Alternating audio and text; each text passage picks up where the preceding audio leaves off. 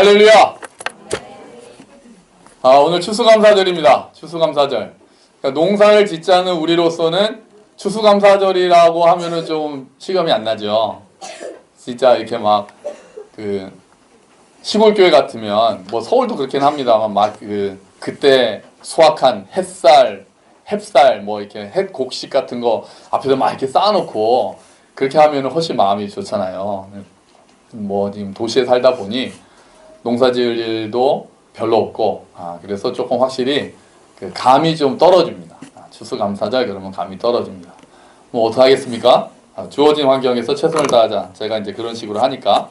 자, 그래서 또 추수감사절은 그러다 보니까 교회마다 날짜를 좀 다르게 지켜도 뭐라고 하지 않는 유일한 절기인 것 같아요. 부활절도 다 똑같은 날 하고 성탄절 다 똑같은 날 하는데 추수감사절은 좀 자유롭습니다. 9월에 지내는 교회가 있고 또 이게 추수감사절이 11월 셋째 주라는 게 미국에서 온 거잖아요. 그러다 보니까 우리나라 기후가 좀 안 맞아서 좀 9월 달에 하거나 10월에 하거나 11월에 하거나 뭐 좀 자유롭게 합니다. 괜찮습니다. 감사자는 한 해 동안 함께 하신 하나님을 찬양하고 감사자라는 의미이기 때문에 그렇게 해도 큰 차이는 없을 것 같습니다. 작년에 중앙대학교 부속초등학교에서 6학년 학생들을 대상으로 나를 되돌아보고 모든 것에 감사하는 어린이가 되자라는 주제로 캠프를 진행했다고 합니다. 하면서 아이들한테 감사는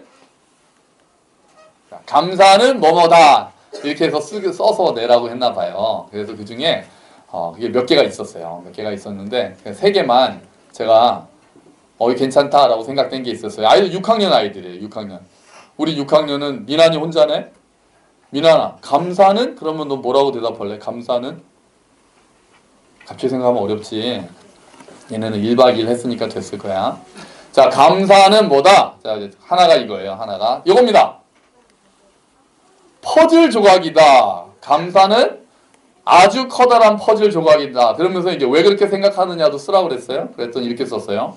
세상이 완성되려면 많은 퍼즐 조각이 필요한데 그 중에 감사는 아주 커다란 퍼즐 조각이다.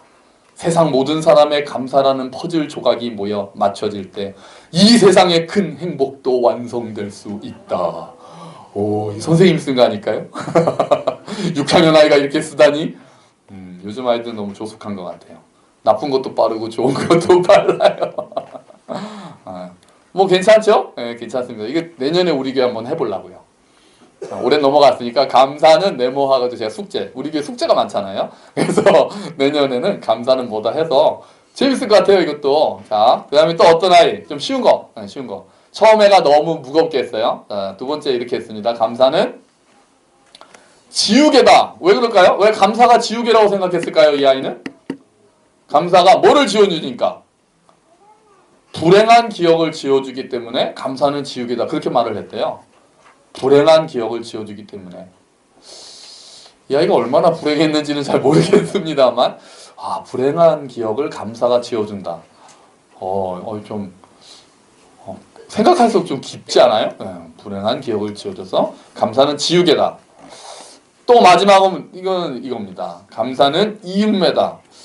이런 말을 아는 것도 신기한데요. 이음매가 뭐냐면 사람과 사람 사이에 빈틈을 채워주기 때문에 감사는 이음매다. 이렇게 말했다고 해요. 우리 교회도 못지않은 것들이 많이 나오지 않을까 그렇게 생각합니다. 여러분 감사가 중요하다라는 얘기는 사실 교회 안 다녀도 다 얘기합니다. 뭐 오프라 윈프리가 감사일기를 꾸준히 써가지고 결국 자기 성공했다 그런 말 하잖아요. 그래서 감사하고 그러니까 그거는 교회를 다니든 교회를 다니지 않든 감사하자라는 얘기는 뭐 누구나 하는 얘기고 누구나 또 좋은 이야기들이 너무나도 많습니다. 근데 왜 우리가 아이들도 다 알죠 뭐 이래야 감사해야 되지? 그렇죠? 다 아는데 왜 안 될까요, 여러분? 왜 우리는 이렇게 감사하는 게 잘 안 될까요? 그러니까 기본적으로 우리는 뭘 가지고 있냐면은 금방 그러니까 좋은 것이든 나쁜 것이든 저는 익숙해지기 때문이라고 생각을 합니다. 처음엔 감사해요.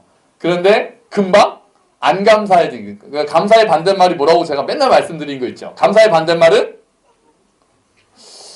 그러니까 이래서 제가 설교를 계속하는 게 괜찮은 것 같아요. 다 기억하시면 또 저가 했던 거 이러시는데 기억 잘 못하시니까 얼마나 좋은지 몰라요. 감사의 반대말은 뭡니까? 안 감사 아니잖아. 안 감사라니. 여러분, 큰일 났네. 저 3년 전 거부터 처음부터 그냥 다시 해야 되겠네.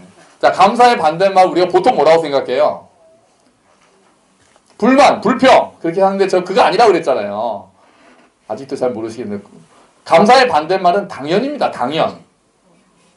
저는 그렇게 생각한다고 그랬잖아요. 감사의 반대말은 당연이에요. 당연. 물론 불평이 더 극단적인 반대겠지만 그 중간에 꼭 거치게 되는 과정은 당연이에요. 당연. 처음엔 감사한데 금방 당연해지는 거예요. 제가 여러분 대한항공 다녔었잖아요. 대한항공 다니면 업그레이드라는 게 있습니다. 업그레이드. 업그레이드가 뭐냐면은 이런 거예요. 보통 이코노미석이 있고 비즈니스석이 있잖아요. 그러면 이코노미석을 항상 예약을 더 많이 잡습니다. 자리가 100개면은 100명만 예약 잡지가 않아요. 왜요? 안 나오는 사람이, 예약하고 안 오는 사람이 꼭 있거든요. 그렇기 때문에 자리가 100개다 그러면은 대한항공 그 위에서 예약 잡는 사람들이 그 날마다 다른데 예를 들면 한 110개 정도 딱 잡아놓습니다. 그러면 보통 10명이 안 나오거든요. 이거를 맞추는 게 정말 대단한 거예요. 그래서 딱 100명이 나오면은 100명 딱 나와서 100명 태우고 비행기가 떠나면은 저 에브리바디 해피한. 그런데 문제는 어떨 때겠습니까? 101명이 나왔을 때. 10명은 안 올 거라고 생각하고 110장을 딱 표를 팔았는데 아뿔싸 101명이 나왔단 말이에요. 그러면 이제 요 한 명을 어떻게 하느냐?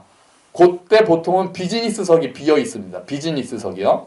비즈니스석은 더 좋은 자리. 가격이 더블이에요. 그러면은 한 명을 그 자리에 딱 태워주는 거예요. 정말 괜찮지 않습니까? 2배. 밥도 얼마나 맛있는데요, 비즈니스석이. 그러면 누구를 거기다 태워줘야 될까요? 문제는 101명 중에 누구를 비즈니스석에 한 명에게 그 큰 은혜가 주어져야 하는데 누구한테? 방금 누구라고? 누구? 마지막에 온 사람. 합리적이죠? 그러니까 100명까지 오다가 마지막에 한 명이 오면 그 사람을 비즈니스석에다 태워준다. 굉장히 일이 간단합니다. 그럼 문제가 뭐가 생기느냐? 다 늦게 올라오고 할 수 있다는 점이죠. 그렇게 안 해요. 동아가 말한 대로 하는 게 사실, 그러니까 그 직원들 입장에서 제일 편합니다. 그죠? 쫙 했다가 101명이 올지 100명이 올지 알 수가 없으니 오는 순서대로 다 자리를 채워주고 나서 한 명이 더 오면은 손님 땡 잡으셨습니다. 그렇게 하고 비즈니스석을 채워주면은 너무 좋죠. 근데 그렇게 안 해요. 그래서 그러면 어떻게 하느냐? 누구를 주냐 하면은요. 여러분, 그러니까 다 이게 그 팁이에요. 항공여행 팁. 자, 그 이코노미석 중에서 그날 오신 분들 중에서 그동안 대한항공을 제일 많이 사용한 마일리지가 높은 사람을 한 명 찾아갑니다. 찾아가서 그분을 비즈니스석으로 자리를 바꿔주고 나머지 늦게 온 사람을 그 자리에 태워주는 걸 하는 거예요. 이것도 합리적이죠? 자, 그런데 그렇게 하면은 그 역할을 제가 했습니다. 제가 이게 막내가 그런 걸 해요. 막내는 뭘 하냐면은 그 선배들이 쫙 하다가 야, 막내야! 그러면 네! 그러면 오거든요. 이 표 가지고 가서 비행기 올라가서 이 손님 비즈니스석으로 자리 옮겨드려라. 그렇게 이제 하면은 제가 이제 뛰어 올라가는 거예요. 뛰는 거 보통 막내가 하잖아요. 그러면 가서 얘기하죠. 손님 장영기 손님이시죠? 그럼 네, 맞는데요. 그럼 또 대한항공 옷을 입고 있으니까 막 긴장합니다. 오늘 좋은 일이 있습니다. 오늘 비즈니스석에 가실 수 있습니다. 그러면은 딱 정말요? 그러면서 아주 행복한 얼굴로 가시는 거죠. 그럼 뭐 저도 기분이 좋고 그분도 기분이 좋고 다 좋은데 이분이 그 다음에 와서는 이제 물어보는 거예요. 오자마자 대한항공 직원한테 딱 그 다음에 비행기 타러 올 때는 혹시 오늘 비즈니스 자리 되나요? 이렇게 물어보는 거예요. 지난번에 그렇게 탔기 때문에. 오늘은 그렇게 안 됩니다. 그러면 굉장히 실망합니다. 작년에는 예상치 못한 은혜를 입어서 갔는데 그게 금방 당연해졌어요. 그래서 그 다음에 또 기대를 하게 되는 거죠. 혹시 오늘도? 그런데 오늘은 예약이 많지 않아서 안 됩니다. 그러면은 굉장히 실망하는 거예요. 기대치가 높여졌으니까. 승미 형제님 가끔 그런 말 어디 영화에서 보셨다면서 호의를 베풀었더니 뭐로 안다? 권리로 알더라. 이렇게 되는 거죠. 그게 우리가 그런 거예요. 저희 아이들도 그런 거 제가 많이 경험합니다. 저희 아이들이 하루에 그 컴퓨터를 각자 20분만 할 수가 있습니다. 20분 동안은 그래서 뭐 만화를 보거나 이제 게임은 못하게 하고요. 게임은 한 달에 한 번이고 하루에 뭐 옛날에는 러닝맨을 보거나 이런 식인데 20분씩 딱 주어집니다. 그럼 이제 아이들이 그럼 현우 20분, 민우 20분이거든요. 그럼 현우 20분 할 때 민우는 뭐 하고 있을까요? 옆에서 보는 거죠. 현우 20분, 민우 20분이면 당연히 민우는 딴 데 안 가고 그 시간에 옆에 앉아서 그래서 둘 다 40분을 누리는 거죠. 자, 그런데 어느 날 엄마가 불렀습니다. 왜? 아빠가 있었으니까. 왜? 엄마가 그러니까 지금 20분짜리가 있는, 그러니까 20분짜리를 3번 하는 시리즈물이 하나 생긴 거예요. 오늘 하나만 더 보면 안 돼요? 네. 그럼 총 몇 분 보려고요? 60분을 보면 안 되냐는 뜻이죠. 20분짜리 3개를 보고 근데 3개가 이어지는 거라는 거예요. 그래서 40분만 보면 너무 안타깝다는 거예요. 그러니까 우리 마음씨 좋은 아내가 그래 오늘 3개 봐 이렇게 됐죠. 그러면 그 다음부터는 어떻게 할까요? 3개짜리만 골라요. 그 다음 주부터는 그 다음 날부터는 3개짜리 시리즈를 찾는 거예요. 얘네가 엄마한테 얘기하려고 3개짜리 지난주에 됐으니까 어제 엄마가 3개짜리는 봐줬으니까 3개짜리를 찾고 2개짜리를 보고도 하나 더 보고 싶어요. 안 돼 그러면은 왜 이렇게 하는 거예요. 그러니까 한번 해주니까 그게 이제 당연한 권리처럼 되는 거예요. 안 하면 안 되는 게 되는 거예요. 호의를 베풀었더니 권리를 하래. 우리가 이렇다니까요. 처음엔 너무 감사해 했는데 두 번째부터는 감사하기는커녕 안 돼. 지난번에는 시리즈 한 번 해준 거지. 그때만 베푼 거야. 그래도 이제 왜 막 이렇게 한다는 거예요. 여러분 그래서 우리가 감사 지수를 높이는 방법은요. 제가 생각할 때는 결핍이 반드시 있어야 합니다. 제가 그렇더라고요. 부족한 줄을 모르니까 감사를 안 해요. 그래서 여러분, 여러분의 자녀들 해달라는 대로 다 해주지 마십시오. 아멘. 해달라는 대로 다 해주는 거 하나님의 뜻이 아닙니다. 엄마들 크게 하셔야지, 크게 하시. 애들은 아멘 안 하네. 진짜 해달라는 대로 다 해주는 거는 아이를 망치는 지름길이에요. 아이가 어떤 아이가 되냐면 감사할 줄 모르는 아이가 되는 거예요. 진짜로 그래요. 여러분, 우리 애는 내가 보통 또 어릴 때 고생하셨던 분들이 우리 애들만큼은 하고 싶은 거 다 해주게 하겠다. 이런 부모님도 다 그런 마음이 있잖아요. 내가 진짜 힘 닿는 대로 우리 자녀들은 고생하지 않고 우리 아이들 사달라는 거 사주고. 근데 그게 별로 도움이 안 되더라. 제가 이제 키워서 보니까 처음에는 뭐 딱 하면 되게 좋아하는 것 같더니 이제는 그만큼 이루지 못하면은 바로 불평 모드로 바뀌어요. 지난번엔 이렇게 해주셨는데 이게 기준이 딱 되더라고요. 그래서 좋은 거 막 사주면 안 돼요. 애들 핸드폰 당장 스마트폰 사주면 안 돼요. 중학교가 폴더폰 사주는 거예요. 그 전에 어릴 때 핸드폰 주지 마세요. 아이들 되게 싫어하는 설교가 되고 있어요. 진짜요 진짜. 결핍을 애들이 조금씩 채워줘가지고 천천히 채워주는 게 저는 지혜로운 방법인 것 같은 거예요. 요즘에 엄마들이 너무 애들이 해달라는 대로 막 하고 사달라는 대로 사줘 버릇을 하니까 얘네가 감사할 줄은 모르는 아이가 되고 있다는 게 눈에 보여요. 요즘 아이들이. 저희들도 당연히 마찬가지예요. 그래서 하나님이 우리의 기도를 원하는 대로 내가 원하는 방식으로 다 들어주시면은 우리는 감사하는 사람이 잘 안 되는 거예요. 금방 기준이 올라가고 금방 그게 당연한 권리가 되고 이제는 감사하지 않고 불평할 일만 남은 겁니다. 그러니까 여러분 우리 아이들을 키울 때 아이들아 미안해 결핍을 가르쳐 주세요. 결핍을. 그래서 애타게 하고 조금씩 열어주는 게 좋은 것 같아요. 이건 뭐 하나님의 말씀이라기보단 제 생각이에요. 제 생각인데 그게 지혜로운 방법이 아닐까. 물론 좀 신경전도 있을 것이고 저기 제 사촌 여동생이 있잖아요. 그 은서가 그 반에서 6학년인데 5학년인데 유일하게 핸드폰 없는 아이랍니다. 그랬더니 친구들이 니네 엄마 참 독하다. 너희 엄마 독하다 그러더래요. 친구들이. 괜찮습니다. 여러분 독한 부모 되셔도 됩니다. 그런 거에 휘둘려가지고 그냥 좋은 엄마 되려고 좋은 엄마가 중요한 게 아니라니까요. 하나님 보시기에 지혜로운 부모가 되시기를 주의 이름으로 축원합니다. 애들한테 좋은 엄마가 반드시 하나님 보시기에 지혜로운 부모는 아닙니다. 하나님의 뜻이 어디에 있는지를 보시는 게 좋습니다. 아이들한테 굉장히 원망 사는 설교가 되고 있겠지만 자 여러분 오늘 본문을 보시면 골로새서에 오늘 본문을 보시면은 그러니까 성경에서 제가 생각할 때 약간 이상한 명령들이 있어요. 예를 들면은 살인하지 말라. 그런 명령은 확실하잖아요. 그리고 도적질 하지 말라. 성경 많이 읽어라. 이런 명령은 확실해요. 왜? 뭐 때문에? 행동을 하라 말라 하니까 확실히 와닿아요. 그런데 기뻐해라. 이런 명령은 좀 이제 헷갈리기 시작해요. 감사해라. 지금 내가 상황이 감사할 상황이 아닌데 감사해라. 이렇게 명령이 나오는 거예요, 성경에. 기뻐해라. 아니 내가 지금 슬픈데 기뻐하라는 명령을 읽으면은 이걸 내가 어떻게 해야 되지? 어떻게 내가 받아들여야 되지? 그래서 성경에 있는 명령은 그냥 우리한테 준 어떤 율법적인 명령으로만 보면 안 돼요. 명령 전에 반드시 뭔가가 있습니다. 그 명령 안에 들어있는 게 있습니다. 그게 뭘까요? 주보를 보시면 골로새서 3장 15절이 나오기 전에 3장 9절 10절이 먼저 있었어요. 주보의 밑부분에 골로새서 3장 9절 10절 우리 같이 읽어보겠습니다. 시작. 너희가 서로 거짓말을 하지 말라. 옛사람과 그 행위를 벗어버리고 새 사람을 입었으니 이는 자기를 창조하신 이의 형상을 따라 지시게까지 새롭게 하심을 입은 자니라. 아멘. 말이 좀 어려운데요. 자, 거짓말 하지 말라. 이건 상관없어요. 이건 뭐 앞에 있는 명령이고요. 자, 근데 그 다음에 보세요. 옛사람과 그 행위를 벗어버리고 새 사람을 입으라. 입니까? 새 사람을 뭐 했다고요? 입었으니. 이상하네.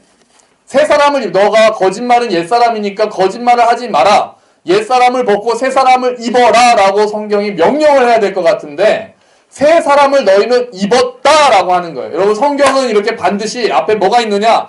약속이 있습니다. 우리의 존재가 이미 바뀌었다라는 선언이 먼저 있어요. 그리고 나서 명령을 하는 거예요. 너는 지금 옛사람이 아니야. 물론 당연히 예수를 믿는 사람이죠. 너가 예수를 주로 인정하고 주와 구세주로 인정한 너희는 이제 새 사람이다. 그러니 거짓말은 하지 말라보다도 너희랑 어울리지 않는다예요. 너희 존재에 맞지 않다. 너희는 이제 거짓말하지 않을 수 있다. 왜? 너희 안에 진리의 성령님이 계시니까. 너희는 이제 미워하지 않을 수도 있어. 왜? 너희 안에 사랑의 성령 하나님이 계시니까. 성경은 항상 약속과 선포가 먼저 나오는 거예요. 그거 없이 그럼 너네 미워하지 마. 그럼 내가 이거 안 되는데 왜 이러지? 성경은 근데 그 전에 네가 원래 어떤 존재로 바뀌었는지 제발 좀 알아달라고 얘기하는 거예요. 성경은 항상 약속이 먼저예요. 명령보다 약속이 먼저예요. 하나님이 어떠한 분이신가가 먼저예요. 우리가 뭘 해야 되냐보다 하나님이 어떠한 분이신지를 너희가 알아라. 그리고 그 하나님을 너희가 정말 믿는다면 이제 너희가 어떤 존재인지를 좀 알아라. 이게 항상 먼저인 거예요. 그래서 성경은 항상 하나님이 나와요. 그리고 너희가 어떤 존재로 바뀌었다가 나와요. 그리고 나서 명령이 그러니까 이제는 이렇게 해라. 그러니까 이거는 막 그냥 명령한다기보다 너희 존재는 이런 게 어울리는 사람이야 라고 가르쳐 주는 거예요. 물론 우리는 여전히 우리 안에 죄성이 남아있기 때문에 감사하지 못하고 불평합니다. 사랑하지 못하고 미워합니다. 이 안에 충돌이 일어나기 시작하는 거예요. 그럼 우리가 해야 되는 것은 내가 먼저 어떤 존재인지를 하나님 앞에서 다시 한번 생각해야 돼요. 그게 먼저인 거예요. 이거 하지 말아야지. 이거 하지 말아야지. 우리는 행동을 고쳐주려고 하잖아요. 아이들도. 근데 성경은 행동을 고쳐주기보다 우리의 존재를 바꾸는 거예요. 우리가 어떤 존재에게 우리가 이미 존재가 바뀌었다라는 걸 알려주는 거예요. 그래서 약속이 먼저 있는 거고 성경에 있는 명령 안에는 약속이 들어있는 거예요. 내가 함께 하겠다. 예수님이 그러잖아요. 땅끝까지 이르러 내 증인이 되리라. 되리라잖아요. 되리라. 되라가 아니라 되리라. 내가 너희와 함께 하겠다. 약속이 항상 같이 있는 거예요. 그래서 우리가 먼저 늘 알아야 할 것은 우리가 어떤 존재인가. 하나님이 어떠한 분이신가를 알아야 된다는 거죠. 오늘 보니까 세 절이잖아요. 3장 15절부터 17절까지인데 세 절 안에 감사라는 말이 몇 번 나올까요? 몇 번 나올까요? 스피드 퀴즈입니다. 누구예요, 누구? 단아자매 1점. 오늘 청년부에 1점 가산점 줍니다. 잘하면은 100만 점이라서 별로 도움이 안 될 수는 있어요. 가산점 1점. 자, 감사하라가 3번 나요. 그러니까 그리스도로 인하여 옷을 입고 새 사람이 된 존재들의 가장 큰 특징 중에 하나는 뭐다? 감사라는 거예요. 그리스도인은 어떤 사람입니까? 이런 사람 많죠. 굉장히 많게 정의할 수 있는데 최소한 오늘 골로새서에서 정의하는 그리스도인은 어떤 사람이다? 감사하는 사람이다. 그러니까 뒤집어 말하면 내가 습관적으로 불평을 많이 하는 사람은 뭐 그리스도인이 아니다 또 이렇게 말하면 또 또 이렇게 시험 들 수 있으니까 그리스도인이 아닐 수도 있다. 어쩌면 그리스도인이 아니라기보다는 아직 너무 어린 그리스도인일 수 있다. 아닐 수도 있고요. 그리스도인의 특징은 감사하는 자라는 거예요. 근데 여러분, 그러면 감사할 수 있으려면 어떻게 해야 될까요? 우리 17절 한번 읽어볼까요? 17절, 3장 17절. 다 같이 읽어봅시다. 시작. 또 무엇을 하든지 말에나 일에나 다 주 예수의 이름으로 하고 그를 힘입어 하나님 아버지께 감사하라. 아멘. 모든 일을 다 주 예수의 이름으로 하고 그를 힘입어 감사하라. 그가 누굽니까? 예수님이잖아요. 예수님을 힘입어서 감사하라는 말은 감사하기 어려울 때도 있을 거라는 것을 전제로 하는 말이에요. 그죠? 우린 정말 좋은 일만 있으면 예수님 없이도 감사할 수 있어요. 일이 잘 돌아가는데 굳이 예수의 이름을 힘입어서 감사해야 됩니까? 예수님 힘 안 필요합니다. 내가 좋은 일 있으면 그냥 감사는 우러나와요. 자연스럽게. 근데 예수를 힘입어서 감사하려면은 감사하라는 얘기는 뭔가 감사하기 어려울 때도 모든 일에나 감사해야 되기 때문에 감사할 때 예수의 힘을 필요로 한다는 거예요. 그럼 어떻게 하면 우리가 예수의 힘을 얻을까요? 그 비결을 얘기하는 거예요. 아까 제가 말씀드린 비결은 뭐죠? 감사하기 위해서는 뭘 경험해야 된다? 결핍, 부족함을 좀 경험해야 된다. 그거 말고 오늘 성경이 얘기하는 감사할 수 있는 예수의 힘을 입어서 감사할 수 있는 비결은 바로 16절에 있는 거예요. 16절 같이 읽어봅시다. 시작. 그리스도의 말씀이 너희 속에 풍성히 거하여 모든 지혜로 피차 가르치며 권면하고 시와 찬송과 신령한 노래를 부르며 감사하는 마음으로 하나님을 찬양하고 아멘. 16절 그러니까 앞에 보시면 뭐라고요? 그리스도의 말씀이 너희 속에 풍성히 거하여. 여러분 이게 감사할 수 있는 비결입니다. 이거는 이제 예수 안 믿는 사람하고 달라지는 거예요. 우리가 감사하고 싶고 우리도 감사하는 자가 되고 싶고 우리가 어떤 존재인지를 알아서 하나님께 감사하는 새로운 사람의 모습을 살고 싶은데 그러려면 해야 되는 것은 우리 안에 하나님의 말씀이 풍성히 거하는 자는 감사할 수 있게 된다는 거예요. 여러분 그러니까 말씀을 묵상하고 말씀을 읽는 사람은 감사하는 사람이 된다는 거예요. 내 안에 감사함이 넘치게 된다는 거예요. 왜요? 말씀을 묵상하면 우리가 원래 어떤 존재였던지를 다시 한번 기억하게 됩니다. 말씀을 묵상하면 지금 나에게 임하신 그 하나님의 은혜가 어떠한 것인지를 다시 생각하게 됩니다. 말씀을 묵상하면 그 동일하신 하나님께서 지금도 나와 함께 하신다라는 것을 믿게 됩니다. 말씀을 묵상하면 그 하나님께서 나의 앞길도 인도하시리라는 소망을 가지게 됩니다. 그래서 우리가 그리스도의 말씀이 우리 안에 풍성히 거할 때 감사할 수 있는 거예요. 나를 구원하신 은혜로 감사. 지금 나와 함께 하시는 하나님을 감사. 그리고 내가 나의 앞길을 인도하시는 하나님을 인하여 소망을 가지고 감사할 수 있다는 거죠. 여러분 15절에 보니까 15절도 한번 읽어볼까요? 읽어보죠. 시작. 그리스도의 평강이 너희 마음을 주장하게 하라. 너희는 평강을 위하여 한 몸으로 부르심을 받았나니 너희는 또한 감사하는 자가 되라. 아멘. 뒷부분을 보니까 감사하는 자가 되래요. 감사하라보다 다르잖아요. 좀 느낌이. 감사하라가 아니라 감사하는 자가 되라. 그러니까 이제 늘 감사가 습관화가 되어 있는 자가 되라는 거죠. 한두 번 힘들 때 감사하고 마는 게 아니라 감사하는 자가 되라는 거죠. 거짓말을 많이 하는 사람을 뭐라고 합니까? 거짓말쟁이. 거짓말을 한 번 한 것도 물론 잘못이지만 더 나쁜 거는 거짓말쟁이가 되는 거예요. 거짓말쟁이라고 해서 그러니까 참말을 안 말하는 사람은 아니에요. 습관적으로 계속 거짓말을 하는 사람. 거짓말을 안 할 때도 있지만 거짓말을 하는 게 습관이 된 사람은 거짓말쟁이가 됩니다. 그럼 자꾸 싫어라고 말하면 뭐가 될까요? 싫어쟁이가 돼요. 자꾸 불평하면 불평쟁이가 되는 거예요. 존재가 바뀌는 거예요. 한동안 행동하는 걸로 행동을 이야기하는 것이 아니라 감사하는 자가 되라는 것은 너희의 존재가 바뀌었다는 거예요. 여러분, 그래서 우리가 감사를 자꾸 해서 감사쟁이가 되시기를 주의 이름으로 축원합니다. 성경은 우리의 존재를 이야기하고 싶어 합니다. 그거는 하나님께서 하시는 거예요. 우리의 마음을 이야기를 합니다. 겉으로 보이는 행동을 이야기하기보다 우리의 마음을 이야기하고 우리의 삶에 대한 태도를 이야기하고 우리의 자세를 이야기를 합니다.